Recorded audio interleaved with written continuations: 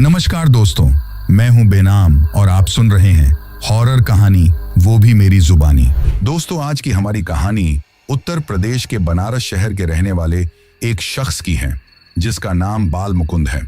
तो चलिए अब ये कहानी बाल मुकुंद के पॉइंट ऑफ व्यू से सुनते हैं।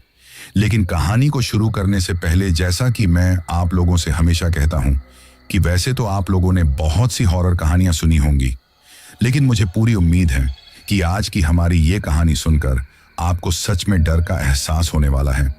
बस मेरी आपसे इतनी गुजारिश है कि आप अगर इस कहानी को पूरा सुनेंगे तो आपको सच में बहुत ज्यादा मजा आने वाला है। साथ ही अगर आप पहली बार हमारे इस चैनल पर आए हैं तो चैनल को अभी सब्सक्राइब कर लीजिए। ऐसा करने से हमारी और आपकी नजदीकियां बढ़ जाएंगी और आगे आने वाली वीडियो आप तक आसानी से पहुंच जाएगी। तो ज्यादा समय ना लेते हुए जल्दी से अपनी कहानी को शुरू करते हैं। नमस्कार दोस्तों, मेरा नाम बाल मुकुंद है और मैं बनारस का रहने वाला हूं। पेशे से एक टैक्सी ड्राइवर हूं और आज आप लोगों के लिए जो डरावनी कहानी लेकर आया हूं वो मेरे इसी टैक्सी ड्राइविंग वाले काम के दौरान एक बार मेरे साथ हुई एक बहुत ही भयानक और दिल दहला देने वाली घटना की कहानी है।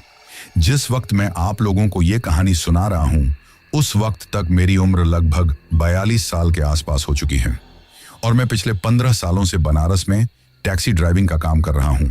और इन 15 सालों में मैंने ना जाने कितने ही लोगों को अपनी टैक्सी का सफर करवाया है, लेकिन कभी भी किसी भी सवारी को अपनी टैक्सी में बिठाने के बाद मुझे वैसा महसूस नहीं हुआ था जैसा उस रात उन 3 सवारियों को अपनी टैक्सी में बिठा लेने के बाद मुझे हर पल वो एक अजीब सा एहसास महसूस हो रहा था।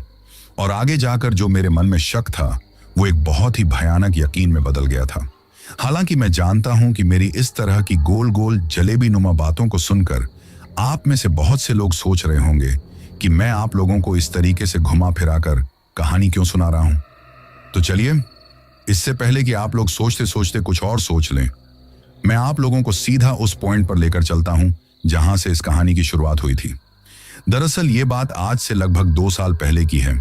जिस वक्त मेरे साथ वो भयानक हादसा हुआ था उस वक्त दिसंबर के महीने का शायद दूसरा सप्ताह चल रहा था।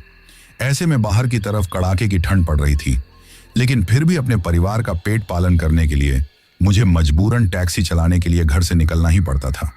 अब आप में से यदि कोई कभी बनारस घूमने के लिए आया है तो उसने ये चीज नोटिस की होगी कि बनारस की गलियां जितनी दिन के वक्त खाली रहती हैं उतनी रात के वक्त नहीं रहती।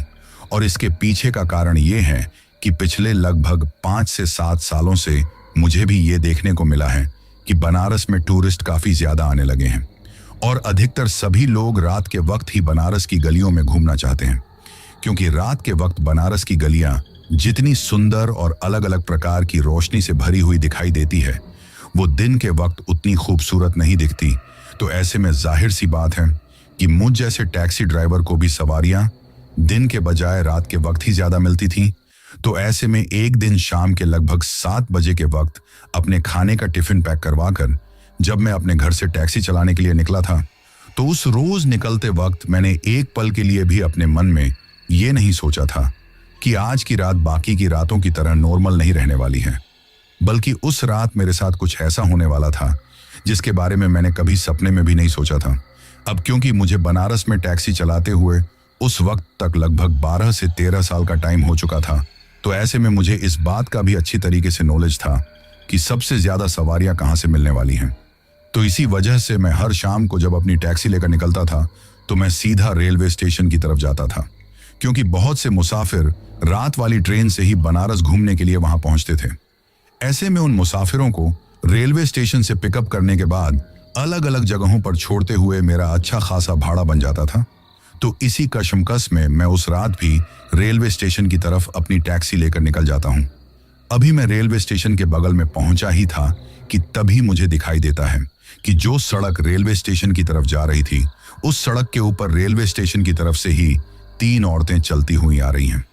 हालांकि मैं हर रोज की तरह जल्दबाजी में सीधा रेलवे स्टेशन के अंदर की तरफ ही टैक्सी ले जाना चाहता था, लेकिन इससे पहले कि मैं अंदर तक पहुंच पाता उन 3 औरतों में से एक औरत अचानक से ही मेरी टैक्सी के सामने आकर टैक्सी को रोकने का इशारा करने लगती है।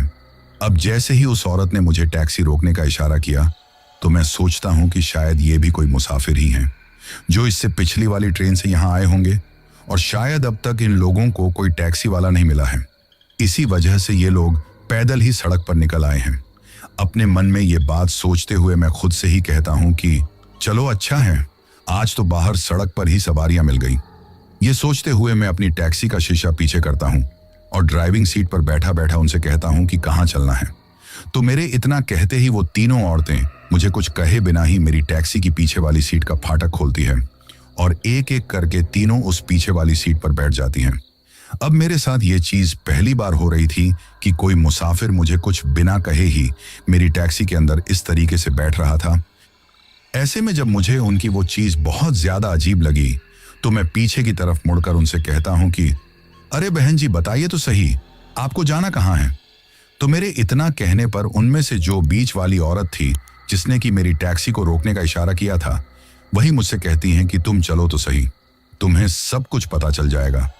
अब जैसे ही उसने मुझे ये बात बोली तो मैं उनसे कहता हूं कि ठीक है, मैं चलने के लिए तैयार हूं, लेकिन आप मुझे उस जगह का नाम बताएंगी जहां पर आपको जाना है, तो मैं उसी हिसाब से तो अपनी टैक्सी को किस तरफ मोड़ना है ये तय कर पाऊंगा।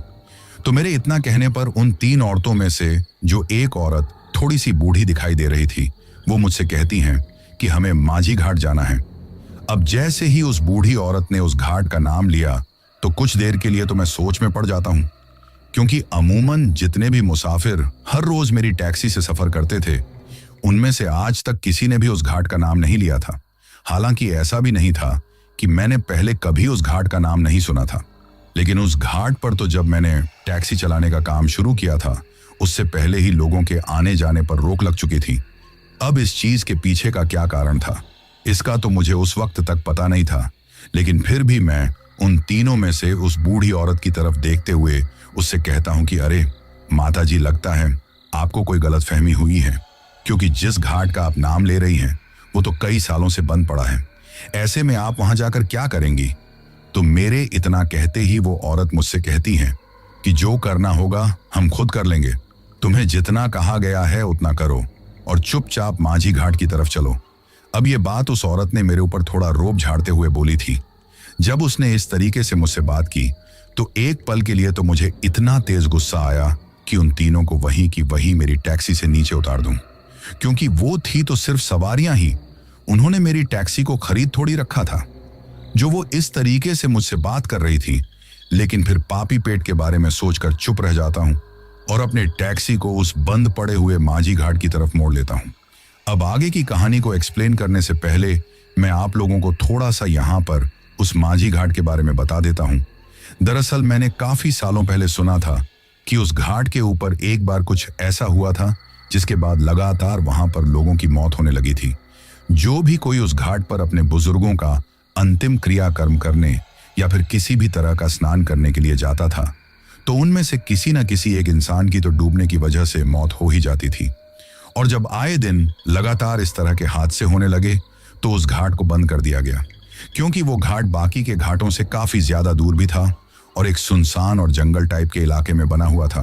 हालांकि पहले के टाइम पर तो वो काफी ज्यादा प्रचलित था, लेकिन जब दूसरी तरफ काफी नए और बड़े बड़े घाट बन गए तो उस तरफ लोगों ने धीरे धीरे जाना बंद कर दिया था। अब जिस वक्त वो औरत मुझे उस घाट की तरफ जाने के लिए कह रही थी, उस वक्त तक मुझे उसके बारे में सिर्फ इतना ही पता था, लेकिन मैं तो सिर्फ अपने भाड़े से मतलब रखता था। इसीलिए मैं चुपचाप अपनी टैक्सी को उस घाट की तरफ ले जाने लगता हूँ। लेकिन जैसे ही मैं बनारस के शहरनुमा इलाके को पीछे की तरफ छोड़कर एक सुनसान सड़क पर उन तीनों को अपनी टैक्सी में बिठाकर चल रहा था, तो अचानक से ही मुझे ऐसा महसूस हुआ कि जैसे वो तीनों आपस में पीछे वाली सीट पर बैठी बैठी कुछ बड़बड़ा रही हैं। पर वो आपस में क्या बात कर रही थी ये मुझे बिल्कुल भी समझ में नहीं आ रहा था, क्योंकि वो जो आवाज थी वो कुछ ऐसी थी कि जैसे कोई कुछ बोल तो रहा हो, लेकिन उसके मुंह से शब्द ही ना निकल रहे हो। हालांकि उस वक्त टैक्सी चलाते हुए मैंने अपने कान पूरे खड्डे करके ये सुनने की कोशिश की कि वो आपस में क्या बात कर रही हैं, लेकिन फिर भी मैं ये समझ नहीं पाया कि आखिर उनके बीच चल क्या रहा है। इसीलिए टैक्सी चलाते चलाते जब मैं पीछे की तरफ देखने वाले मिरर में देखता हूं तो मुझे दिखाई देता है कि पीछे वाली सीट पर कुछ बहुत अजीब हो रहा है। अब वो अजीब क्या था ये तो उस वक्त मुझे भी नहीं पता था, लेकिन उन तीनों औरतों में से, जैसा कि मैंने आप लोगों को पहले बताया, कि एक औरत तो थोड़ी बूढ़ी बूढ़ी सी दिखाई दे रही थी, और जो बीच वाली औरत थी उसकी उम्र शायद 30 से 35 साल के आसपास में थी, और जो तीसरी औरत थी वो तो काफी जवान दिख रही थी। देखने पर ऐसा लग रहा था कि शायद वो 20 से 22 साल के आसपास की ही रही होगी, लेकिन वो जितनी ज्यादा दिखने में खूबसूरत थी, उसका रवैया भी उतना ही ज्यादा डरावना था। यानी कि जब मैं पीछे वाले शीशे में देख रहा था तो अचानक से मेरी और उसकी नजरें आपस में मिल जाती हैं, और जब मेरी उससे नजरें मिलती हैं तो वो मेरी तरफ देखकर बहुत ही अजीब तरीके से मुस्कुराती हैं, और मुस्कुराते मुस्कुराते ही फिर उसकी वो मुस्कुराहट एक अजीब तरीके से घूरने में बदल गई थी। उस वक्त उसकी आंखों में देखने से भी मुझे डर लग रहा था। इसी वजह से मैं उस तरफ देखना छोड़कर चुपचाप अपनी टैक्सी चलाने पर ध्यान देता हूं। पर तभी एकाएक ही जब मेरी नजर एक बार फिर से उस रियर व्यू मिरर पर जाती है तो मैं देखता हूं कि उनमें से बीच में जो अधेड़ उम्र वाली औरत बैठी हुई थी वो अपनी गोद में किसी चीज को सहला रही थी, लेकिन क्योंकि बीच में सीट थी इस वजह से मुझे ये ठीक तरीके से दिख नहीं रहा था कि आखिर उसकी गोद में क्या है। लेकिन काफी गौर से देखने पर मुझे ये दिखाई दिया कि उसकी गोद में एक काले रंग का कपड़ा है, लेकिन उसने उस काले रंग के कपड़े को इस तरीके से लपेटकर अपनी गोद में पकड़ रखा था कि जैसे कोई छोटे बच्चे को अपनी गोद में रखता है, और वो बार बार उस कपड़े को हिलाते हुए उसको सहला रही थी, जैसे कि वास्तव में ही उस कपड़े के अंदर कोई छोटा नवजात बच्चा हो। पर यह चीज देखकर उस वक्त मैं बहुत ज्यादा हैरान रह गया था, क्योंकि जब वो तीनों मेरी टैक्सी के अंदर बैठी थी उस वक्त तो उन तीनों में से किसी की भी गोद में कोई भी छोटा बच्चा नहीं था। तो फिर टैक्सी में बैठने के बाद अचानक से वो छोटा बच्चा वहां पर कहां से आ गया था, ये उस वक्त मुझे बिल्कुल भी समझ में नहीं आ रहा था।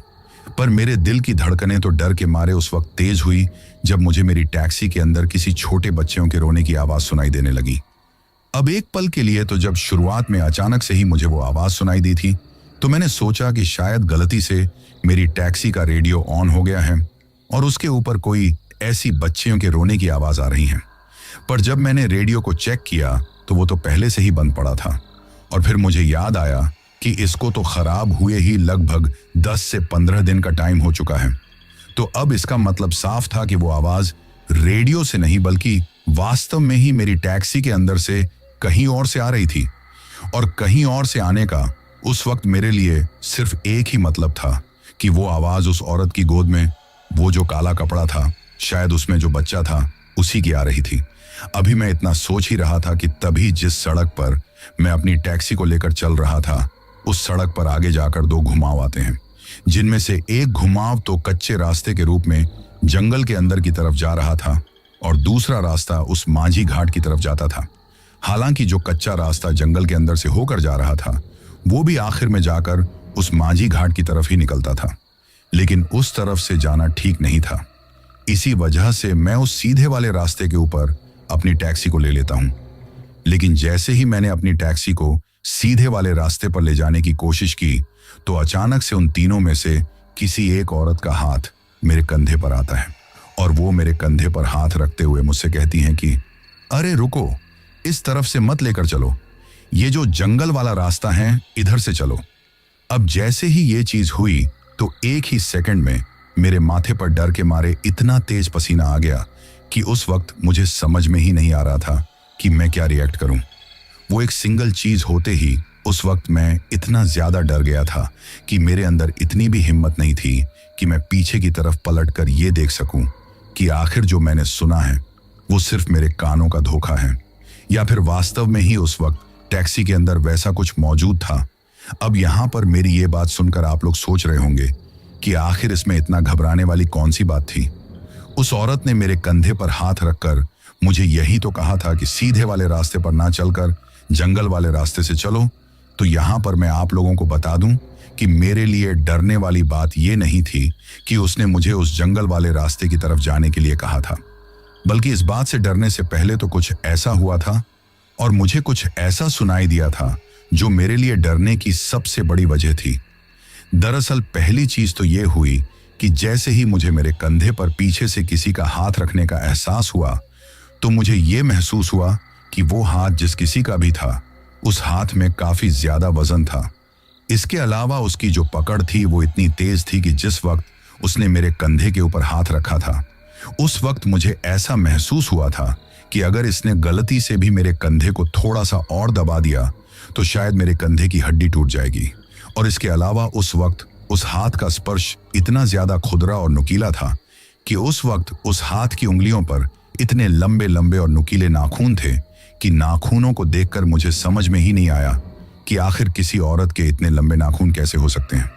हालांकि उस वक्त मेरी घरवाली भी अपने नाखूनों को थोड़ा सा बढ़ाकर रखती थी और उनके ऊपर हर दिन ही अलग अलग रंग की नेल पॉलिश लगाती रहती थी। लेकिन जिस औरत का हाथ मुझे अपने कंधे पर महसूस हुआ था और उसके ऊपर जो नाखून थे, वो नाखून तो किसी साधारण औरत के जैसे नहीं थे। इसके साथ ही मेरी जो डरने की दूसरी वजह थी वो ये थी कि जब मुझे पीछे की तरफ से वो आवाज सुनाई दी थी कि इस तरफ से मत चलो, जंगल वाले रास्ते से चलो, तो वो आवाज मैंने पहले कभी भी नहीं सुनी थी। यानी कि उन तीनों में से किसी भी औरत की वो आवाज नहीं थी, बल्कि वो आवाज किसी औरत की और एक मर्द की मिली हुई आवाज थी, जो कि सुनने में बहुत ज्यादा भारी और एक अजीब सा साउंड क्रिएट कर रही थी। वैसी आवाज तो मैंने पहले किसी भूतिया फिल्म में भी नहीं सुनी थी। इसीलिए जैसे ही ये दोनों चीज एक साथ हुई तो मैं इतना ज्यादा डर गया कि मुझे समझ में ही नहीं आया कि आखिर मैं क्या करूं।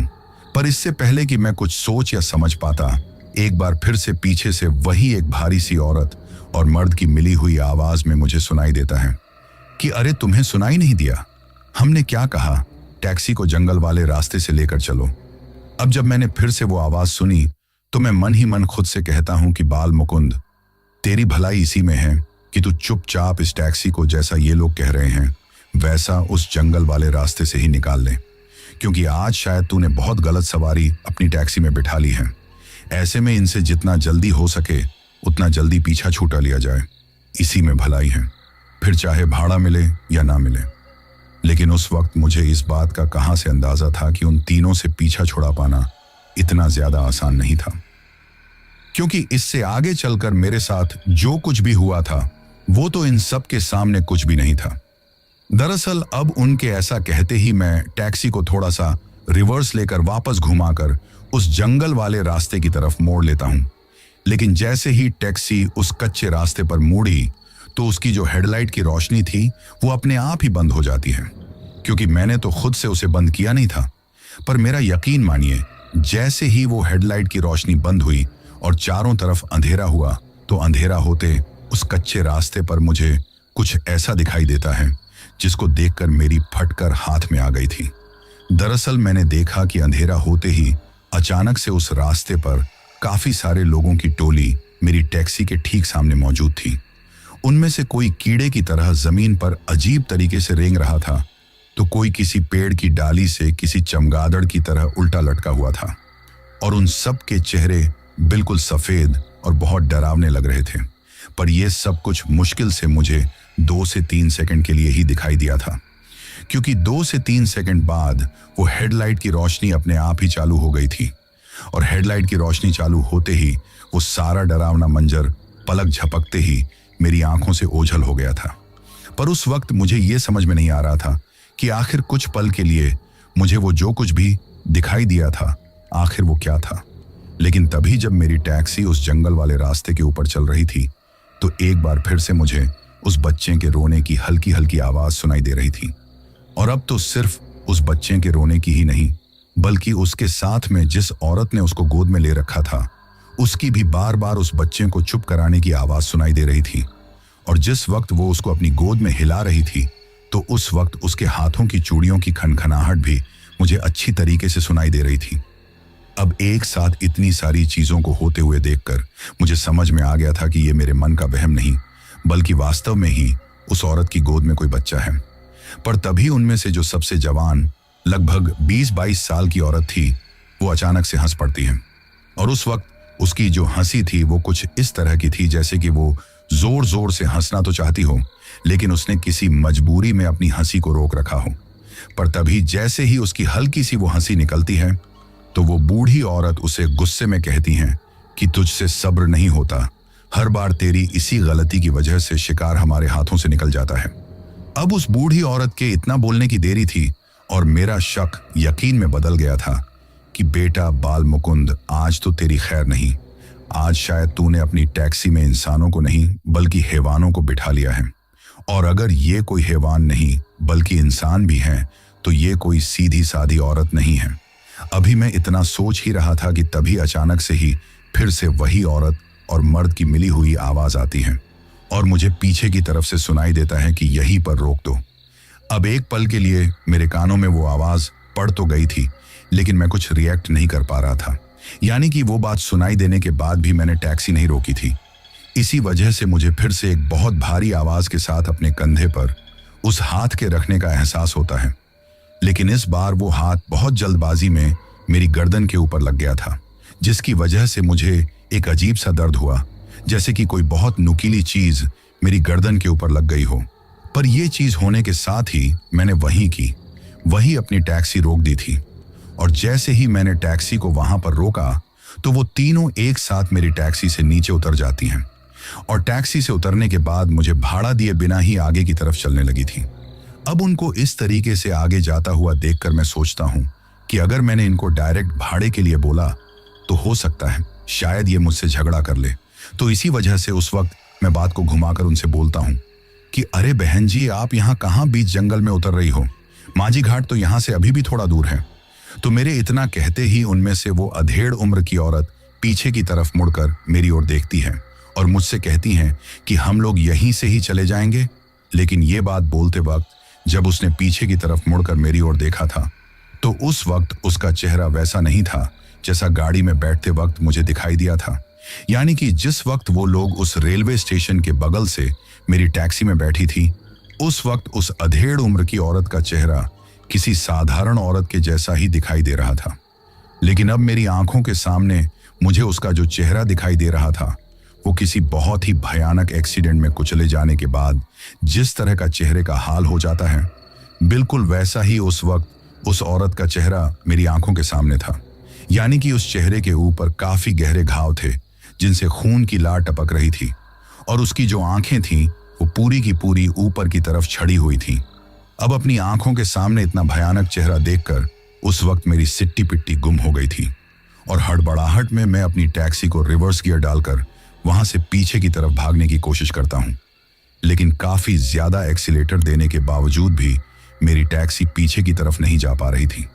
उस वक्त मेरा दिल इतने जोरों से धड़क रहा था कि मुझे खुद को ही ये महसूस हो रहा था कि अगर थोड़ी देर भी मैं इस जगह पर रुका रहा तो शायद दिल का दौरा पड़ने की वजह से मेरी यहीं पर मौत हो जाएगी।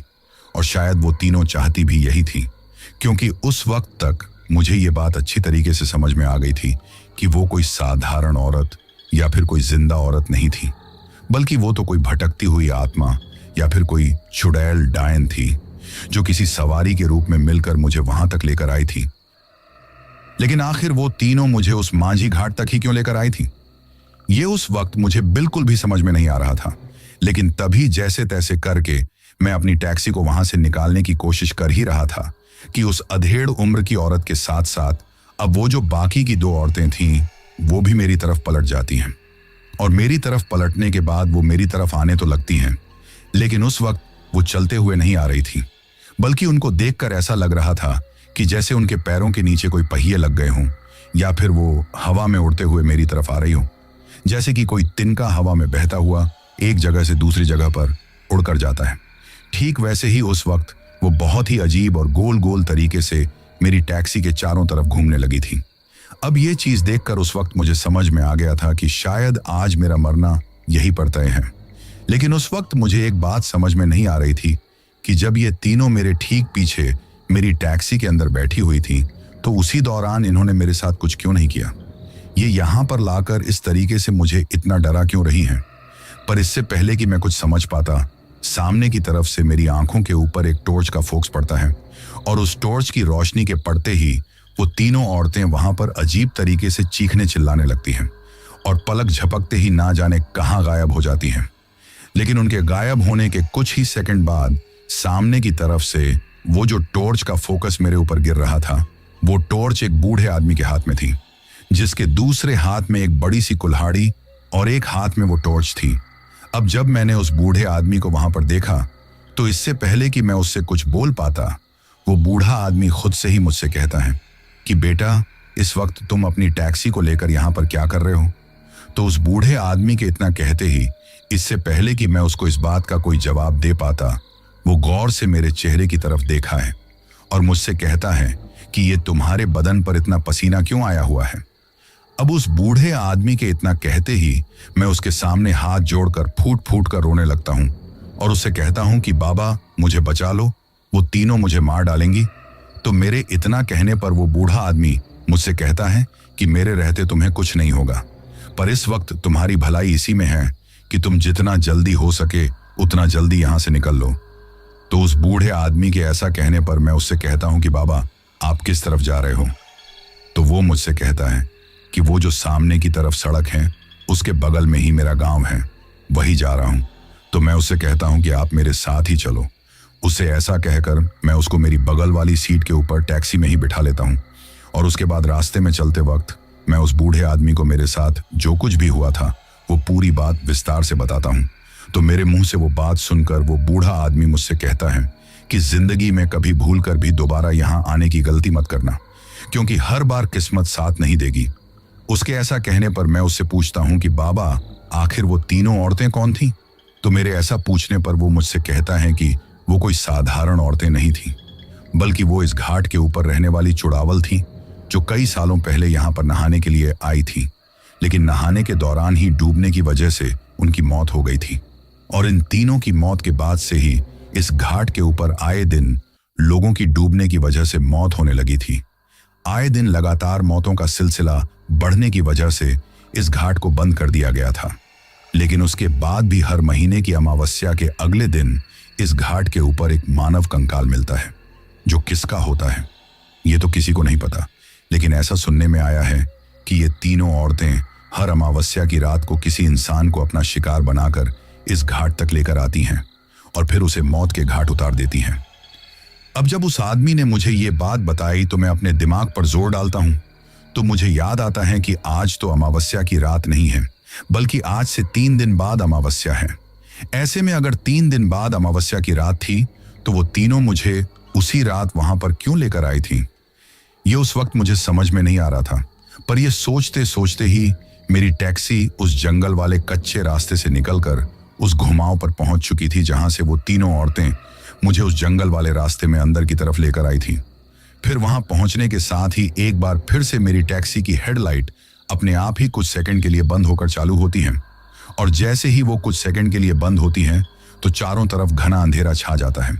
पर पलक झपकते ही जब वो वापस चालू हुई तो मैं एकदम से हड़बड़ा जाता हूं, क्योंकि अभी तक जो बूढ़ा आदमी मेरे साथ मेरे बगल में ही बैठा हुआ था वो अचानक से गायब हो गया था।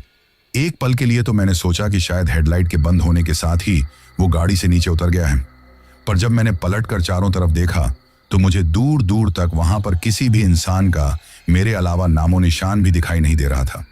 और जिस वक्त गाड़ी की हेडलाइट एक पल के लिए बंद होकर वापस चालू हुई थी उस वक्त ऐसा भी नहीं था कि मेरी टैक्सी रुकी हुई थी, बल्कि वो तो उस दौरान भी चल ही रही थी। तो फिर चलती हुई गाड़ी से कोई कैसे उतर सकता है? ये उस वक्त मुझे बिल्कुल भी समझ में नहीं आ रहा था, पर मुझे इतना जरूर समझ में आ गया था कि वो बूढ़ा आदमी भी कोई जिंदा इंसान नहीं था, बल्कि वो भी कोई भटकती हुई आत्मा ही थी जो उस मोड़ पर आते ही अचानक से गायब हो गई। लेकिन आखिर वो उस मोड़ पर आते ही क्यों गायब हो गया था? पर जो भी हो, मैं इतना तो समझ गया था कि वो कोई बुरी आत्मा नहीं थी, बल्कि शायद वो मेरे जैसे मासूम लोगों को उन चुड़ैलों का शिकार होने से बचाने वाली कोई अच्छी आत्मा थी। ऐसा सोचकर मैं अपनी टैक्सी को फुल स्पीड में वहां से वापस बनारस शहर की तरफ भगाने लगता हूं। अभी मैं उस सुनसान सड़क पर अपनी टैक्सी को अपने घर की तरफ ले जा ही रहा था कि तभी अचानक से ही मुझे पीछे वाली सीट से बिल्कुल वैसी ही वो बच्चियों के रोने की आवाज सुनाई देने लगती है, जैसी आवाज उन तीनों औरतें के मेरे टैक्सी में बैठे रहने के दौरान सुनाई दे रही थी। अब एक बार फिर से वो बच्चियों के रोने की आवाज सुनते ही डर के मारे मेरी हालत खराब हो जाती है। उस वक्त मेरे अंदर इतनी भी हिम्मत नहीं थी कि मैं पीछे की तरफ मुड़कर ये भी देख सकूं कि पीछे वाली सीट पर वास्तव में ही फिर से वो तीनों औरतें बैठी हुई हैं या फिर बात कुछ और ही है। ऐसे में मैं सिर्फ पीछे की तरफ देखने वाले मिरर पर ही अपनी नजरें डालता हूं, लेकिन मिरर में तो वो सीट पूरी तरीके से खाली दिखाई दे रही थी। पर जैसे ही मैं उस सुनसान सड़क को पीछे की तरफ छोड़कर शहर वाली गली में घुसता हूं तो उस गली में घुसते ही वो बच्चे के रोने की आवाज आना बंद हो गई थी। और जैसे ही वो आवाज आना बंद हुई तो मैं थोड़ी चैन की सांस लेता हूं। लेकिन उस वक्त मुझे इस बात का जरा भी अंदाजा नहीं था कि उन सब से मेरा अभी भी पीछा नहीं छूटा है, बल्कि आगे चलकर तो मेरे साथ कुछ ऐसा होने वाला था जो सिर्फ मेरे को ही नहीं बल्कि मेरे परिवार को भी नुकसान पहुंचा सकता था। दरअसल उस रात जब तक मैं घर पहुंचा था तब तक रात के लगभग 2 बजने ही वाले थे और उस वक्त तक घर में मेरी जो बीवी और मेरा एक 9 साल का बेटा था वो दोनों ही सो चुके थे। ऐसे में मैं भी चुपचाप जाकर सो जाता हूं।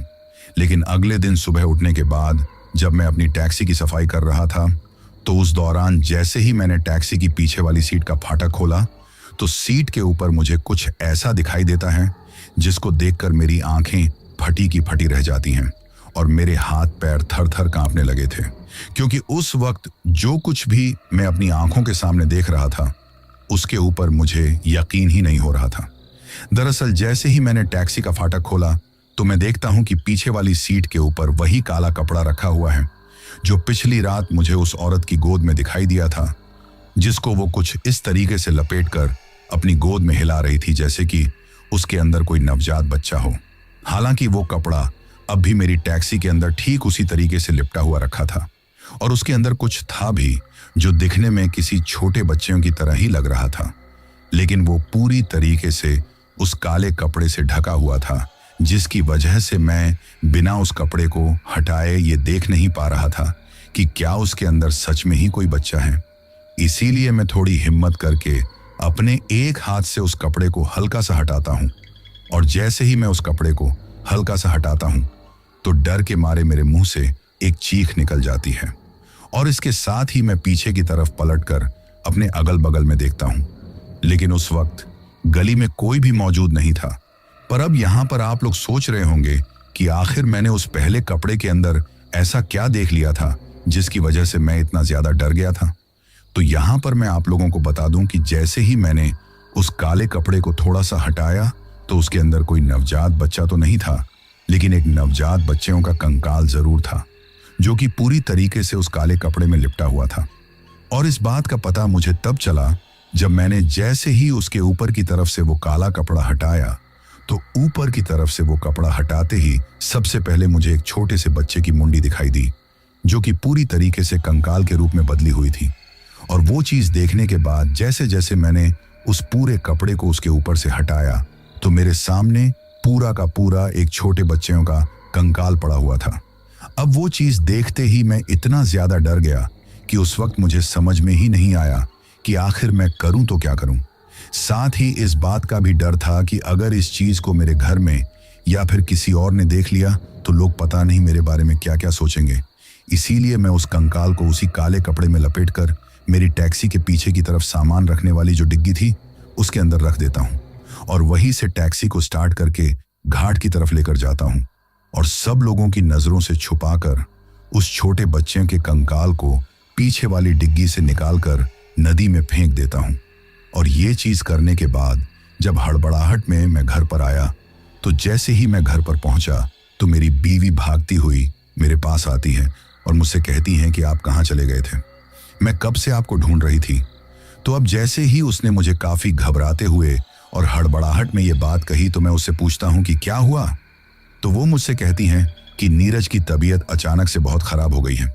अब यहाँ पर नीरज मेरे 9 साल के बेटे का नाम था जिसका जिक्र कहानी में अभी कुछ टाइम पहले ही मैंने आप लोगों से किया था। अब जैसे ही मेरी बीवी ने मुझे ये बात कही कि नीरज की तबीयत अचानक से बहुत खराब हो गई है तो मैं आनन फानन में घर के अंदर जाता हूँ और जैसे ही मैं वहां जाकर देखता हूँ तो मुझे दिखाई देता है कि वो बहुत ज्यादा डरा हुआ था और उसके बदन पर भी ठीक वैसा ही पसीना आया हुआ था जैसा पसीना पिछली ही रात उन तीनों औरतों की सच्चाई सामने आने के बाद मेरे बदन पर आ गया था। लेकिन फिर मैं सोचता हूं कि शायद हो सकता है बच्चे के साथ कुछ और हुआ हो। इसीलिए मैं उससे पूछता हूं कि बेटा क्या हुआ, तुम इतने डरे हुए क्यों हो और तुम्हारा बदन इतना ज्यादा गर्म क्यों है। पर वो वास्तव में ही उस वक्त इतना ज्यादा डरा हुआ था कि ठीक से कुछ बोल भी नहीं पा रहा था। वो बस लगातार पापा पापा करता हुआ उसके कमरे की जो खिड़की थी उस खिड़की की तरफ इशारा कर रहा था।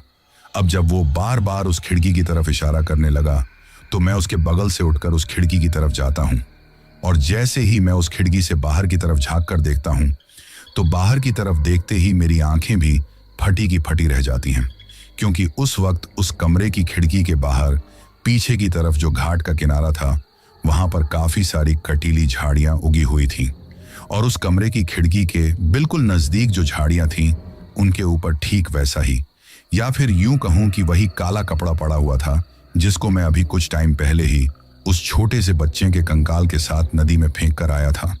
लेकिन उस झाड़ी के ऊपर सिर्फ वो काला कपड़ा ही नहीं पड़ा हुआ था, बल्कि उसके अंदर वो छोटा सा कंकाल भी था। लेकिन जब मैं उस कंकाल को नदी में फेंक कर आ गया था, तो फिर वो मेरे बेटे के कमरे के बाहर उस झाड़ी के पेड़ पर कैसे आया, ये उस वक्त मुझे बिल्कुल भी समझ में नहीं आ रहा था। पर वो चीज होते ही मुझे ये तो समझ में आ गया था कि शायद ये सब चीजें अब मेरे परिवार तक भी पहुंच चुकी हैं और आगे चलकर जरूर कोई भयानक हादसा होने वाला है। पर उस वक्त मेरे अंदर इतनी भी हिम्मत नहीं थी कि मैं मेरी बीवी को जो कुछ भी पिछली रात मेरे साथ हुआ था वो सब कुछ बता सकूं, क्योंकि उस वक्त वो तो इन सब बातों से अनजान थी। इसी वजह से वो मुझे जल्द से जल्द नीरज को लेकर अस्पताल चलने के लिए बोल रही थी। इसीलिए मैं उसके कहने पर नीरज को अस्पताल लेकर चला जाता हूं। हालांकि अस्पताल जाने के बाद उसकी तबीयत में थोड़ा सुधार आता है, जिसके चलते हम लोग शाम को वापस उसको लेकर घर पर आ जाते हैं। लेकिन जब तक हम लोग घर पर लौटे थे, तब तक रात के लगभग 8 से 9 बजे का टाइम हो चुका था। ऐसे में मेरी बीवी उस दिन मुझसे कहती हैं कि आप आज घर पर ही रहो, क्योंकि नीरज की भी तबीयत खराब है और मैं अकेली सारी चीजों को कैसे मैनेज करूंगी। अब उसकी ये बात मानकर उस रात मैं टैक्सी चलाने के लिए नहीं जाता हूं और घर पर ही रुक जाता हूं। लेकिन मुझे क्या पता था कि मनहूसियत तो कहीं तक भी हमारे पीछे पीछे आ सकती है। अब ये बात मैं क्यों बोल रहा हूं, ये कहानी मैं आगे चलकर आपको समझ में आने वाला है। दरअसल उस रात अस्पताल से लौट आने के बाद नीरज को खाना खिलाकर और उसको उसकी दवाई देकर हम दोनों ने उसको सुला दिया था। लेकिन क्योंकि इन सब चीजों के होने की वजह से मैं काफी ज्यादा स्ट्रेस में था और मेरा मुंह उतरा हुआ था, तो मेरे को इतना ज्यादा उदास और दुखी देखकर मेरी बीवी पहले तो मुझे काफी ज्यादा समझाती हैं कि इन सब बातों को छोड़ो और इतना ज्यादा टेंशन लेने की जरूरत नहीं है। लेकिन वो ये सब बातें इस वजह से बोल रही थी क्योंकि उसको उस वक्त तक सच्चाई का पता नहीं था। पर उसके ऐसा कहने के बावजूद भी जब मैं उस सिचुएशन से बाहर नहीं आया, तो फिर वो वही करती हैं जो हर बार मुझको टेंशन में देखने के बाद वो रात के वक्त किया करती थी। यानी कि जब भी हम दोनों के बीच कोई झगड़ा हो जाता था, या फिर किसी और से कोई अनबन हो जाती थी, या फिर कोई ऐसी बात हो जाती थी जिसकी वजह से हम दोनों में से कोई भी थोड़ा बहुत भी दिमागी रूप से परेशान हो, तो फिर हम दोनों वही करते थे जो आप में से भी बहुत से कपल लोग करते हैं। अब समझदार को इशारा काफी है, लेकिन जिस दौरान नीरज को उसके कमरे में सुलाकर हम दोनों हमारे घर के किचन के अंदर एक दूसरे के बदन की गर्मी निकाल रहे थे, और जब हमारा वो काम अपने चरम पर था, साथ ही नीरज की मम्मी की सिसकारियों के साथ उसके पैरों की पायल की आवाज किचन की दीवारों से हल्की हल्की टकरा रही थी, और कुछ ही देर में मैं ढेर होने ही वाला था कि तभी अचानक से ही नीरज के कमरे से उसकी काफी तेजी से चीखने की आवाज आती है।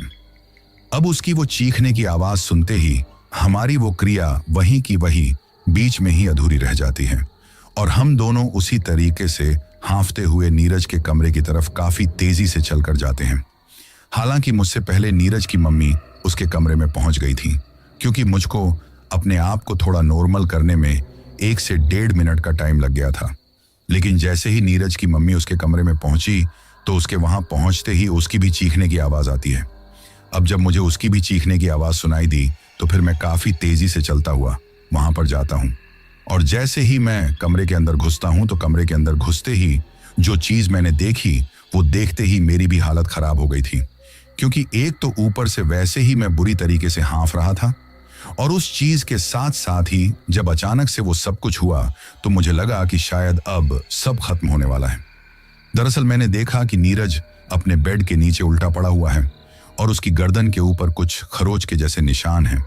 लेकिन जहां पर वो खरोचने के निशान थे, उन निशानों के चारों तरफ एक काला काला सा घेरा बन गया था, और ये ठीक वैसे ही खरोच के निशान थे जैसे खरोच के निशान उस रात टैक्सी के अंदर जब हड़बड़ाहट में पीछे की तरफ से उन औरतों में से किसी का हाथ मेरी गर्दन पर लगा था, तो उस दौरान जो हल्का सा खरोचने का निशान मेरी गर्दन के ऊपर लग गया था, ठीक वैसा ही निशान अब मुझे मेरे बेटे की गर्दन के ऊपर भी दिखाई दे रहा था। पर तभी वो भागता हुआ आता है और मेरे से लिपटकर जोर जोर से मुझसे कहने लगता है कि पापा मुझे बचा लो, वो मुझे मार डालेगी। मुझसे ये बात कहते हुए वो काफी जोर जोर से सांस ले रहा था। अब उसको उस तरीके से सांस लेता हुआ देखकर और उतना घबराया हुआ देखकर मैं समझ गया था कि इसके साथ फिर से कुछ बहुत भयानक हुआ है। और ये बात सोचते हुए मेरी शक की सुई फिर से उसी हादसे की तरफ जाती है जिस हादसे को मैं अभी ठीक से भुला भी नहीं पाया था। और पिछली बार की तरह इस बार भी वो अपने एक हाथ से बार बार उस खिड़की की तरफ ही इशारा कर रहा था जिस खिड़की से देखने पर पिछली बार मुझे वो कपड़े में लिपटा हुआ नवजात बच्चों का कंकाल दिखाई दिया था। लेकिन इस बार जैसे ही उसने फिर से खिड़की की तरफ इशारा किया और मैंने उस खिड़की के पास जाकर बाहर की तरफ झांक कर देखा, तो इस बार जो कुछ भी मैं देख रहा था उस पर मुझे बिल्कुल भी यकीन नहीं हो रहा था। क्योंकि जैसे ही मैंने खिड़की के पास जाकर देखा तो मुझे दिखाई दिया कि वो तीनों औरतें अब उस घाट की तरफ से चलते हुए हमारे घर की तरफ ही आ रही हैं। दरअसल यहाँ पर आप लोगों को समझाने के लिए मैं बता दूं कि मेरा जो घर था वो नदी के घाट से कुछ ही दूरी पर मौजूद था और घाट के और हमारे घर के बीच में दूसरा कोई भी घर मौजूद नहीं था, बल्कि घाट से हमारे घर के बीच हल्की फुल्की कटीली झाड़ियां उगी हुई थीं और थोड़ा बहुत कचरा पड़ा हुआ था। लेकिन दूर से देखने पर अब मुझे साफ साफ दिखाई दे रहा था कि वही तीनों औरतें उस तरफ से चलते हुए हमारे घर की ओर आ रही हैं। इस बार ये चीज देखते ही मैं समझ गया था कि वो तीनों उस माझी घाट तक ही मेरे साथ नहीं थी, बल्कि उनका साया मेरा पीछा करता हुआ अब मेरे घर तक आ चुका है। और अगर जल्द ही मैंने कुछ नहीं किया तो शायद आगे कुछ बहुत भयानक होने वाला है। ऐसा सोचते सोचते मैं डर के मारे उस खिड़की को वहीं पर बंद कर देता हूँ और उसके बाद नीरज और उसकी मम्मी को लेकर हम लोग नीरज के कमरे से निकलकर एक दूसरे कमरे में जाकर सो गए थे, जिसमें ना ही तो कोई खिड़की थी और ना ही कोई बाहर की तरफ से अंदर आ सकता था। कहने का मतलब वो कमरा हमारे घर में स्टोर रूम के काम में आता था, लेकिन हम लोग उसको भी अच्छी तरीके से साफ सुथरा रखते थे, जिसकी वजह से उस रात मैं उन दोनों के साथ उस स्टोर रूम वाले कमरे में ही सोया हुआ था। हालांकि कुछ देर दर्द में करहाने के बाद नीरज को तो नींद आ गई थी, लेकिन मुझे और नीरज की मम्मी को बिल्कुल भी नींद नहीं आ रही थी, क्योंकि जो कुछ भी हुआ था उसके बारे में मैं उसकी मम्मी को बताना तो चाहता था, लेकिन फिर मैंने सोचा कि अगर मैं इन सब बातों के बारे में उसे बताऊंगा तो वो मुझे फट्टू समझेगी, क्योंकि वो इन सब चीजों पर बिल्कुल भी विश्वास नहीं करती थी। अब इस तरह की बातें सोचते हुए और आपस में एक दूसरे से बातें करते हुए हम दोनों की कब आंख लग गई हमें पता ही नहीं चला। पर अभी मुझे सोए हुए लगभग 2 से 3 घंटे का ही टाइम हुआ था कि तभी अचानक से एक खटखटाहट की आवाज से मेरी नींद खुल जाती है। जैसे ही मेरी नींद खुलती है तो मैं देखता हूं कि नीरज और उसकी मम्मी अभी भी गहरी नींद में हैं। यानी कि उस खटखटाहट की वजह से मेरे अलावा उन दोनों में से किसी की भी नींद नहीं खुली थी। अब एक बार के लिए तो मैं उसकी मम्मी को जगाना चाहता था, लेकिन फिर मैंने सोचा कि शायद बगल वाले शर्मा जी होंगे, क्योंकि कई बार जब उनकी बीवी से झगड़ा हो जाता है तो वो आधी रात को भी अपना मन बहलाने के लिए मेरे पास आ जाया करते थे और उसके बाद हम दोनों हमारे घर की छत के ऊपर जाकर धुआं उड़ाते हुए एक दूसरे की पीड़ा को समझते थे। तो ऐसे में उस रात भी जब अचानक से वो खटखटाहट की आवाज मुझे सुनाई दी तो मैं सोचता हूं कि शायद शर्मा जी ही होंगे। ऐसे में उठते वक्त मैंने एक बार अपने मोबाइल में टाइम देखा तो उस वक्त रात के लगभग 2:30 बजे का टाइम हो रहा था। अब मोबाइल में टाइम देखकर मैं उसको वहीं छोड़ देता हूं और कमरे से निकलकर मेरे घर का जो मेन दरवाजा था उसकी तरफ जाने लगता हूं। अभी मैं दरवाजे की तरफ जा ही रहा था कि तभी अचानक से ही मुझे फिर से वो खटखटाहट की आवाज सुनाई देती है और जैसे ही एक बार फिर से मुझे वो खटखटाहट की आवाज सुनाई देती है तो मुझे महसूस होता है कि वो आवाज तो घर का जो मेन दरवाजा है उसकी तरफ से नहीं आ रही है। अब जैसे ही मुझे ये बात समझ में आई कि वो आवाज घर के मेन दरवाजे की तरफ से नहीं आ रही तो मेरे चलते हुए कदम अचानक से रुक जाते हैं और मैं सोच में पड़ जाता हूं कि अगर ये आवाज घर के मेन दरवाजे से नहीं आ रही तो फिर कहां से आ रही है। अभी मैं इतना सोच ही रहा था कि तभी एक बार फिर से वो आवाज आती है और इस बार जैसे ही वो आवाज आती है तो मैं घट से पीछे की तरफ पलट कर देखता हूं और जैसे ही मैं पीछे की तरफ पलट कर देखता हूं तो मुझे दिखाई देता है कि जो नीरज का कमरा था उसके दरवाजे के बाहर 3 अलग अलग तरह की परछाइयां खड़ी हुई हैं और वो जो खटखटाने की आवाज आ रही थी वो उसी तरफ से आ रही थी। हालांकि उस वक्त नीरज वाले कमरे के दरवाजे के बाहर कौन था ये तो मुझे ठीक तरीके से दिखाई नहीं दे रहा था, क्योंकि पूरे घर की लाइट ऑफ थी। पर तभी मैं धीरे धीरे दबे पांव जैसे ही एक कोने से छुपकर गौर से उस तरफ देखता हूं तो मुझे मेरी आंखों के ऊपर विश्वास ही नहीं होता है। और जो कुछ भी मैंने उस वक्त देख लिया था उसको देखकर डर के मारे मेरी घिघी बैठ गई थी। वो सब देखकर मैं चिल्लाना चाहता था और अगल बगल के लोगों को जगाना चाहता था, लेकिन चीखना तो दूर की बात, बल्कि उस वक्त मेरे मुंह से एक हल्की सी आवाज भी नहीं निकल रही थी। अब वहां पर मेरा उतनी ज्यादा डरने के पीछे की वजह यह थी कि उस वक्त नीरज के कमरे के दरवाजे के बाहर वो 3 परछाइयां किसी और की नहीं बल्कि उन्हीं तीनों औरतों की थीं जो मेरे साथ उस टैक्सी में बैठकर उस माझी घाट तक गई थी और जिनको कुछ देर पहले ही मैंने हमारे घर के पीछे जो नदी वाला घाट था उस घाट से हमारे घर की तरफ आते हुए देखा था। पर मुझे यह समझ में नहीं आ रहा था कि वो नीरज के पीछे क्यों पड़ी हुई थी। अभी मैं ऐसा सोच रहा था कि तभी जब कोने में छुपकर मैं उन लोगों को देख रहा था तो वहीं पर कुछ बर्तन रखे हुए थे और वो बर्तन अंधेरे में गलती से मुझसे नीचे गिर जाते हैं। अब जैसे ही बर्तन नीचे गिरे और उन बर्तनों के गिरने की आवाज हुई तो उन तीनों का ध्यान मेरी तरफ पड़ जाता है और जैसे ही वो मुझे वहां पर देखती हैं तो मेरी तरफ देखकर बहुत बहुत अजीब तरीके से जोर जोर से हंसने लगती हैं, क्योंकि शायद उनको उनका वो शिकार मिल गया था जो उस वक्त उस माझी घाट के बगल में जब मैं टैक्सी के अंदर मौजूद था और वो तीनों मेरे चारों तरफ चक्कर काट रही थी तो उस बूढ़े आदमी के आने की वजह से उनके हाथों से निकल गया था। अभी मैं उन तीनों को मेरी आंखों के सामने उस भयानक रूप में जोर जोर से हंसते हुए देख ही रहा था कि तभी अचानक से मुझे मेरे कंधे पर किसी के हाथ रखने का एहसास होता है और वो एहसास ठीक वैसा ही था जैसा उस टैक्सी में 2 बार पीछे की तरफ से उस औरत के द्वारा हाथ रखने पर मुझे महसूस हुआ था। अब जैसे ही उस हालत में मुझे मेरे ठीक पीछे से मेरे कंधे पर किसी के हाथ रखने का एहसास हुआ तो उस वक्त मेरी वहीं की वही पतलून गीली हो गई थी, क्योंकि ये चीज होते ही मेरे डर का जो स्तर था वो उस लेवल पर पहुंच गया था कि मैं आप लोगों को शब्दों में भी बयान नहीं कर सकता कि उस वक्त मेरी क्या हालत हुई थी। लेकिन फिर भी मैंने जैसे तैसे अपने पसीने में भीगे हुए चेहरे को पीछे की तरफ घुमाकर देखा तो मुझे दिखाई दिया कि मेरे पीछे कोई और नहीं बल्कि वही तीनों औरतें खड़ी हुई हैं। लेकिन अब जैसे ही मैंने तीनों को मेरे पीछे खड़ा हुआ देखा तो मैं बड़े ही अचंभे में पड़ गया, क्योंकि उस वक्त मैं सोच रहा था कि अभी अभी तो ये तीनों मेरी आंखों के सामने वहां पर खड़ी हुई थी, तो फिर ये पलक झपकते ही यहां कैसे आ गई। लेकिन शायद उस वक्त मैं ये बात भूल गया था कि वो कोई साधारण औरत नहीं थी बल्कि वो तो एक भटकती हुई आत्मा या फिर कोई छुड़ावल थी जो कि मेरा पीछा करते हुए मेरे घर तक आ गई थी। पर उस वक्त मेरे साथ ऐसा कुछ भी नहीं हुआ जैसा आप लोग अब ये कहानी सुनते हुए अपने मन में सोच रहे हैं कि आगे मेरे साथ क्या हुआ होगा, क्योंकि अगर उस जगह पर मैं उनके हाथों मारा जाता तो आज ये कहानी सुनाने के लिए मैं जिंदा ही नहीं होता। पर तभी वो बूढ़ी औरत मेरे थोड़ा करीब आकर मेरी गर्दन को बड़े ही जोर से पकड़ लेती है और फिर मुझसे कहती हैं कि तुझे हम लोगों को बलि देनी ही होगी।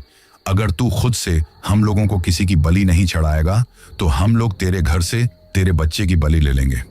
ये बात कहते हुए वो तीनों वहां पर एक अजीब सी और उसी भयानक सी आवाज में हंसने लगी थी जो उस वक्त मुझे टैक्सी के अंदर किसी औरत और मर्द की मिली हुई आवाज में सुनाई दे रही थी। लेकिन उस वक्त मुझे समझ में ही नहीं आ रहा था कि आखिर मैं ऐसा क्या करूं जिसकी वजह से मेरा इन चुड़ैलों से पीछा छूट जाए और आखिर वो मुझसे किस बात की बलि मांग रही थी। अभी वहां पर यह सब कुछ चल ही रहा था कि तभी मुझे फिर से खटखटाहट की आवाज सुनाई देती है और जैसे ही मुझे वो खटखटाहट की आवाज सुनाई देती है तो मैं सोचता हूं कि ये तीनों तो यहां पर हैं, तो फिर से नीरज के कमरे का दरवाजा कौन खटखटा रहा है। लेकिन वास्तव में उस वक्त वो खटखटाहट की आवाज नीरज के कमरे के दरवाजे से नहीं बल्कि घर का जो मेन दरवाजा था वहां से आ रही थी। पर जैसे ही उस आवाज को सुनने के बाद मेरी नजर घर के मेन दरवाजे की तरफ पड़ने के बाद वापस से सामने की तरफ हुई तो वहां से वो तीनों औरतें गायब थीं। यानी कि अभी कुछ टाइम पहले जो कुछ भी मैंने अपनी आंखों के सामने देखा था और उन औरतों ने जो कहा था वो सब कुछ मेरे लिए एक सपने जैसा हो गया था।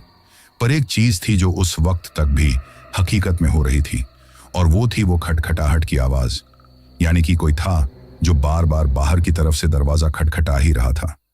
लेकिन उस वक्त तक मैं इतना ज्यादा डर चुका था कि अब मेरे अंदर इतनी हिम्मत नहीं थी कि मैं अकेले जाकर घर का दरवाजा खोल सकूं, क्योंकि मैंने सोचा कि जिस तरीके से नीरज के कमरे के दरवाजे से वो पलक झपकते ही ठीक मेरे पीछे आ गई थी, तो शायद इस बार वही उस दरवाजे को बाहर की तरफ से खटखटा रही होगी। और अगर एक बार मैंने खुद से दरवाजा खोलकर उनको मेरे घर की चौखट यानी कि चार दीवारी के अंदर बुला लिया, तो फिर शायद वो कभी भी इस घर से हमारा पीछा छोड़कर नहीं जाएंगी। क्योंकि मैंने बड़े बुजुर्गों से सुना था कि इस तरह की जो भी डरावनी और नकारात्मक आत्माएं होती हैं, उनको अगर अपना खुद से कहकर अपने साथ ले आते हैं कि हाँ चलो मेरे साथ चलो, या फिर खुद से अपने घर के अंदर प्रवेश दे देते हैं, तो फिर उनको हमारे घर से बाहर निकाल पाना लगभग असंभव हो जाता है। और मैं ऐसा कुछ भी नहीं चाहता था। इसी वजह से मैं डरते डरते वापस से मेरे घर के उस स्टोर रूम की तरफ जाता हूं जहां पर नीरज और उसकी मम्मी सोई हुई थी। लेकिन उस तरफ जाते हुए मैं बार बार मेरे मन में यही बात सोच रहा था कि भला इतना सब कुछ हो गया, पर नीरज की मम्मी की आंख कैसे नहीं खुली। क्योंकि जब कभी भी रात को मैं हल्का सा भी उठकर कहीं चला जाता था या फिर कमरे में ही कुछ कर रहा होता था, तो नीरज की मम्मी की फट से नींद खुल जाती थी। पर आज इतना सब कुछ होने के बाद भी वो सोई हुई थी, तो ये बात मुझे हजम नहीं हो रही थी। इसीलिए जैसे ही मैं वहां पर गया, तो वहां जाने के बाद जब मैंने उसे नींद से उठाया, तो मैं उससे पूछता हूं कि भला आज तुम्हें इतनी नींद कैसे आ रही है। तो वो मुझसे कहती हैं कि ये तो मुझे भी नहीं पता, लेकिन अभी हमारी बात पूरी हो पाती उससे पहले ही एक बार फिर से वो दरवाजा खटखटाने की आवाज आती है। और इस बार वो आवाज नीरज की मम्मी को भी सुनाई दे गई थी। इसीलिए वो मेरी तरफ बहुत ही घबराई हुई नजरों से देखते हुए कहती हैं कि भला इतनी रात को कौन हो सकता है।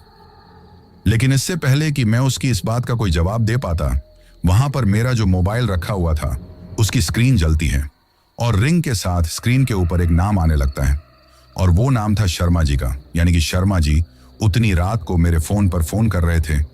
ऐसे में जैसे ही मैंने फोन उठाया, तो वो काफी तेजी से गुस्सा करते हुए मुझसे कहते हैं कि अरे यार, इतनी रात को कौन से प्रोग्राम में भाभी जी के साथ व्यस्त हैं, जो इतना खटखटाने के बाद भी दरवाजा नहीं खोल रहा।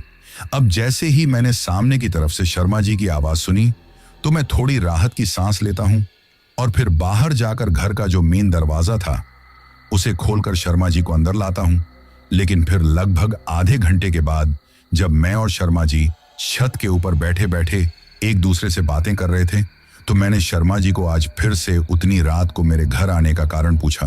तो शर्मा जी मुझे हर बार की तरह वही एक कारण बताते हैं, और उनका हर बार वाला कारण ये होता है कि शर्मा जी की वाइफ को घुड़सवारी बहुत पसंद है, पर शर्मा जी से घुड़सवारी करी नहीं जाती, क्योंकि शर्मा जी का वेट इतना ज्यादा था कि उनसे खुद से कुछ हो नहीं पाता था।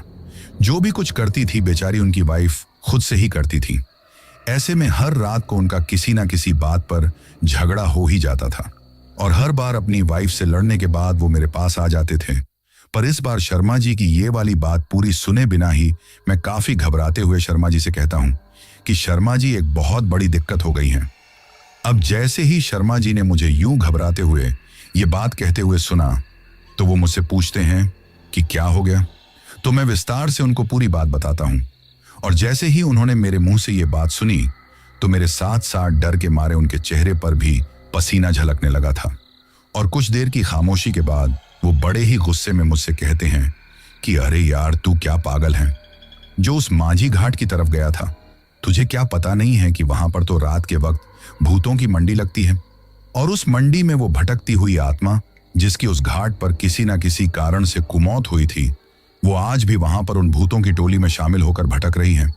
और एक के बाद एक लोगों की मौत होने की वजह से ही उन भूतों की टोली की संख्या बढ़ती जा रही है।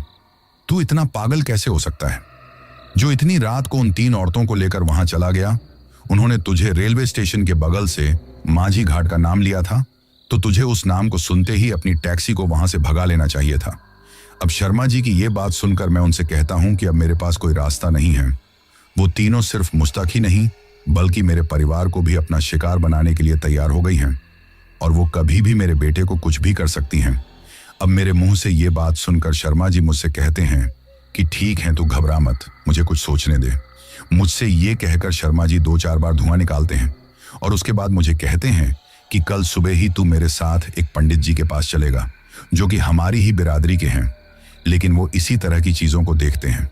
अब शर्मा जी के इतना कहते ही मुझे बस सुबह होने का इंतजार था, क्योंकि मैं अपने परिवार को खोना नहीं चाहता था। इसी वजह से जैसे ही सुबह हुई तो मैं और शर्मा जी उन पंडित जी के पास निकल जाते हैं, जिन पंडित जी के बारे में शर्मा जी ने मुझे रात के वक्त बताया था।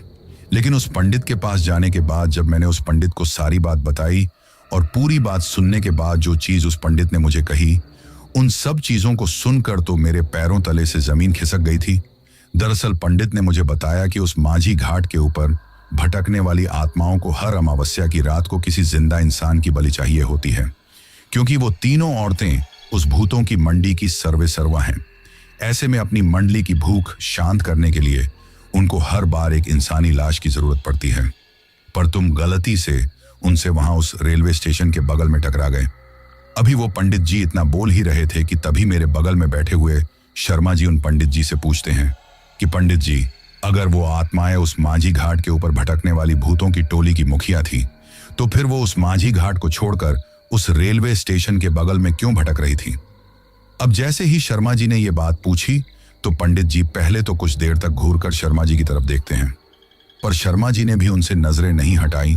तो फिर वो पंडित बताता है कि रेलवे स्टेशन की पटरियों के ऊपर बहुत से लोगों की कटकर मौत हो जाती है, जैसे कि कोई जानबूझकर अपनी जान दे देता है या फिर किसी की किसी दुर्घटना के चलते मौत हो जाती है। तो वो तीनों औरतों की जो टोली थी वो वहां पर इस तरीके से कुमौत मरी हुई आत्माओं को अपनी भूतों की टोली में मिलाने के लिए भटक रही थी।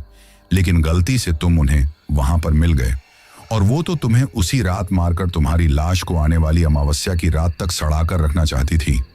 लेकिन उस चौकीदार की आत्मा ने तुम्हारी जान को बचा लिया। अब जैसे ही उस पंडित ने मुझसे कहा कि चौकीदार की आत्मा, तो मैं बड़ा ही अचंभित होते हुए उस पंडित से पूछता हूं कि आप किस चौकीदार की आत्मा की बात कर रहे हो? मुझे तो कोई भी चौकीदार की आत्मा नहीं मिली।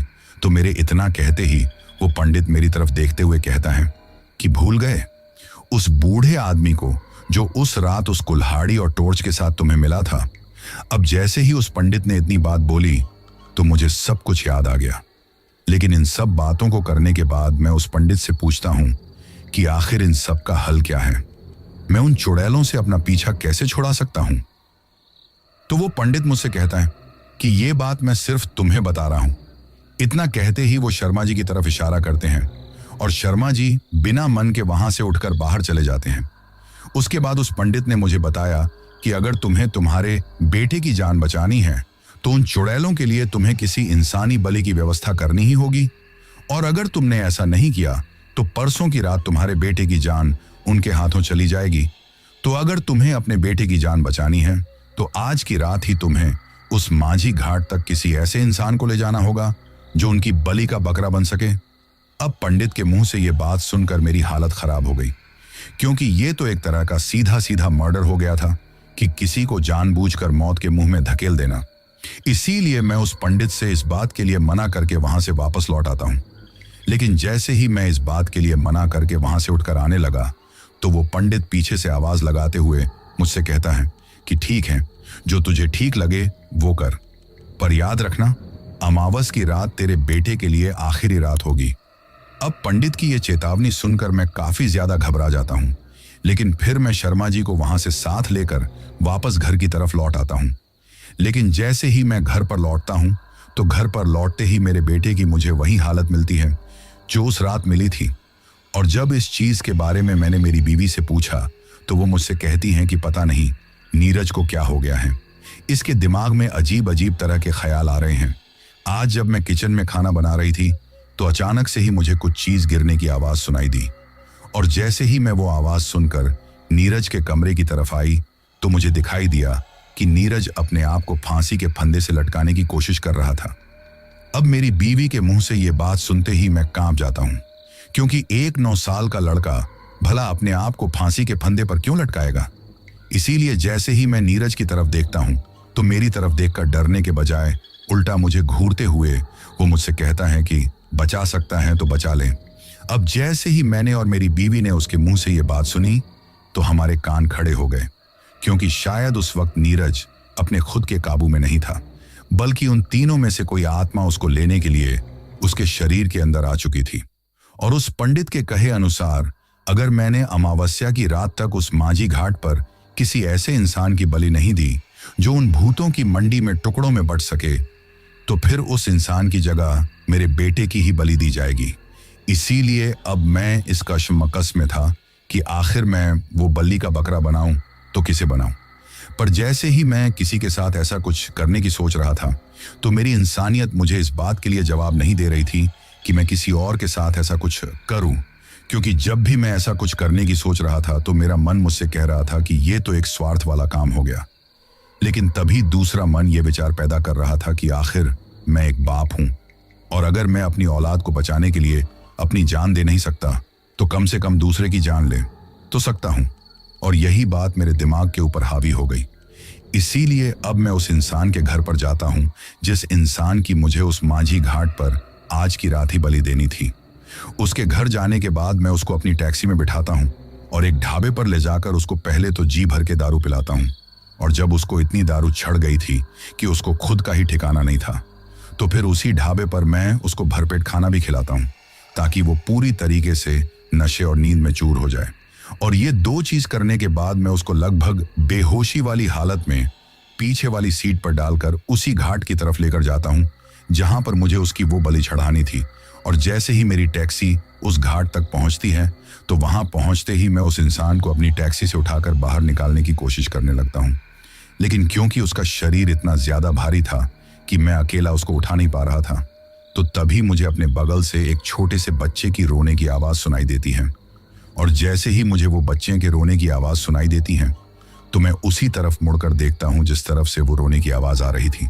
और जब मैंने उस तरफ मुड़कर देखा तो मुझे दिखाई दिया कि एक सूखे घास वाले ढलान की तरफ से एक औरत गोद में काले कपड़े में लिपटे हुए अपने बच्चे को हिलाती हुई मेरी तरफ ही आ रही थी। और देखते ही देखते मुझे उसके पीछे दो औरतों के सिर और दिखाई देने लगे थे, जिनको देखकर मैं समझ गया था कि ये तीनों वही औरतें हैं, यानी कि वही चुड़ैलें हैं जो इतने दिनों से मेरे पीछे पड़ी हुई थी। लेकिन तभी उस मोटे आदमी की नजर भी उन तीनों के ऊपर पड़ जाती है, और उस तरफ देखते ही जैसे ही उसको उन चुड़ैलों का वो भयानक चेहरा दिखाई दिया तो वो मुझसे कहता है कि तू मेरे साथ ऐसा नहीं कर सकता, ये तू बिल्कुल गलत कर रहा है। अभी वो इतना बोल नहीं रहा था कि तभी उनमें से एक औरत झपट्टा मारकर उस मोटे आदमी के एक पैर को पकड़ लेती है और फिर उसे घसीटते हुए पलक झपकते ही उस माझी नाम के घाट की तरफ ले जाती है। लेकिन जिस वक्त वो उसको घसीटते हुए उस तरफ लेकर जा रही थी, उस वक्त उस आदमी की वो चीखने की आवाज सुनकर मुझे काफी ज्यादा दुख तो हो रहा था कि मैं इतना ज्यादा स्वार्थी हूं कि अपने बेटे को बचाने के चक्कर में मैंने उस इंसान की बलि दे दी। लेकिन कहीं ना कहीं मन में एक सुकून भी था। एक तो उसकी वजह से मेरे बेटे की जान बच गई और ऊपर से हर रात की आफत भी मेरे सिर से उतर गई। और फिर कुछ ही दिनों बाद पड़ोसी होने की वजह से उसकी जो बीवी, जो कि उससे पहले से ही परेशान थी, उसने मेरी बीवी से मेरी गुड़सावरी के काफी किस्से सुन रखे थे, जो कि मैं लगभग हर रात अपनी बीवी के साथ किया करता था। ऐसे में उस औरत को इस बात का अच्छी तरीके से पता था कि मैं बहुत अच्छी घुड़सवारी करता हूं, तो कुछ ही दिनों में पूरी दुनिया वालों से नजरें छुपाकर वो मेरे साथ घुड़सवारी का आनंद लेने लगी थी।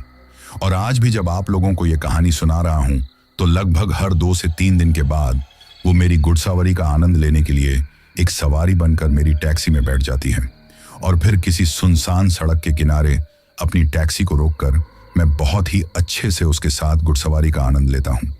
हालांकि इसका मतलब ये नहीं है कि जो डरावना हादसा मेरे साथ हुआ था उसको मैं भूल गया, बल्कि उस डरावने हादसे को भुलाने के लिए ही मैं इस चीज में इतना लिप्त हो गया हूं। लेकिन अगर आप लोगों ने अंत तक इस कहानी को गौर से सुना है तो अब तक आपको ये तो समझ में आ ही गया होगा कि वो शख्स कौन था जिसकी मैंने अपने बेटे को बचाने के लिए उस रात बलि दी थी। तो जिस को भी समझ में आ गया है वो कमेंट करके उस शख्स के बारे में जरूर बताना कि आखिर वो शख्स कौन था। तो दोस्तों, ये थी हमारी आज की कहानी। कहानी आपको कैसी लगी ये आप मुझे कमेंट बॉक्स में कमेंट करके जरूर बताना। इसके बाद हमारा वही सिलसिला शुरू करते हैं जिसके बारे में मैंने आपको कहा था। और जिन जिन लोगों ने भी पिछली स्टोरी सुनने के बाद कमेंट करके अपना नाम और जगह बताई थी, अब मैं उन लोगों के नाम लेता हूं। तो सबसे पहले स्नेहल मिट्टे हैं सोलापुर बरसी से, चेतन, पायल, पंकज और हितेन हैं गुजरात से। संजू हैं चेन्नई से। गोलू डांगी और सुनीता डांगी हैं भोपाल से। नासिर और अजीमुशान हैं दुबई से। प्रिंस महंतो हैं बेगूसराय बिहार से। जितेंद्र मौर्य हैं बरेली से। डी के बोरो हैं असम से। संगीता हैं बलिया से। रोहित जाटव हैं बिहार से। जीएम शेख हैं अहमदाबाद गुजरात से। अनोखे लाल हैं यूपी से। जितेंद्र सिंह जेरी हैं लुधियाना पंजाब से। विकास जोशी हैं काठमांडू नेपाल से। गुरिंदर सिंह हैं अमृतसर से। राहुल वर्मा हैं दिल्ली से। रहनुमा शेख हैं नई दिल्ली से। दीपक चौधरी हैं पालमपुर हिमाचल प्रदेश से। मोहन मंडल हैं झारखंड से। ममता शैलेश सिंह हैं अलीगढ़ से। साजिद खान हैं शेखुपुरा पाकिस्तान से। अरविंद भाई हैं राजकोट गुजरात से। फैजान हैदर हैं लाहौर पाकिस्तान से। हैप्पी संधू हैं पंजाब से। पूनम धानका हैं राजकोट गुजरात से। मोहम्मद शेख हैं कर्नाटक से। मंसूरा हैं यूके से। अख्तर हुसैन हैं बारामूला कश्मीर से। शुभेंदु सिन्हा हैं असम से। हजवसा बसुमत्री हैं असम से। श्याम हैं मणिपुर से। राजवीर सिंह बन्ना हैं दूदू जयपुर राजस्थान से। पूनम हैं जमशेदपुर से। निहार सिन्हा हैं शिलोंग मेघालय से। साकी हैं बांग्लादेश से। नेहा हैं ओडिशा से। पूनम हैं सोनीपत से। निरुपमा नायक हैं ओडिशा से। राजश्री हैं ठाणे मुंबई से। रविंद्र हैं आगरा से। शाकिर अंसारी हैं मुंबई से। फैजान हैं मालदीव से। रीत हैं होशियारपुर से। वाजिद ताबासूम हैं लाहौर पाकिस्तान से। सुरेंद्र कुमार हैं विजयनगर राजस्थान से। टूटंदे हैं नागालैंड से। राकेश कालेरा हैं श्री गंगानगर राजस्थान से। हमदून जिया आहान और आलिया हैं मालदीव से। और सबसे लास्ट में समुद्र श्रेष्ठा हैं काठमांडू नेपाल से। तो दोस्तों ये थे उन लोगों के नाम जिन्होंने पिछली स्टोरी पर कमेंट करके हमें बताया था कि वो कहाँ से कहानी सुनते हैं। इसके साथ ही अगर किसी का नाम छूट गया हो तो वो कमेंट करके बताना, कल वाली वीडियो में उनका नाम ले लिया जाएगा। मैंने पूरी कोशिश की है कि किसी का भी नाम ना छूटे। इसके साथ ही अगर अभी तक भी आप लोगों ने चैनल को सब्सक्राइब नहीं किया है तो जल्दी से चैनल को सब्सक्राइब कर लो, क्योंकि आपका ये छोटा सा सहयोग मेरे लिए बहुत ज्यादा मायने रखता है।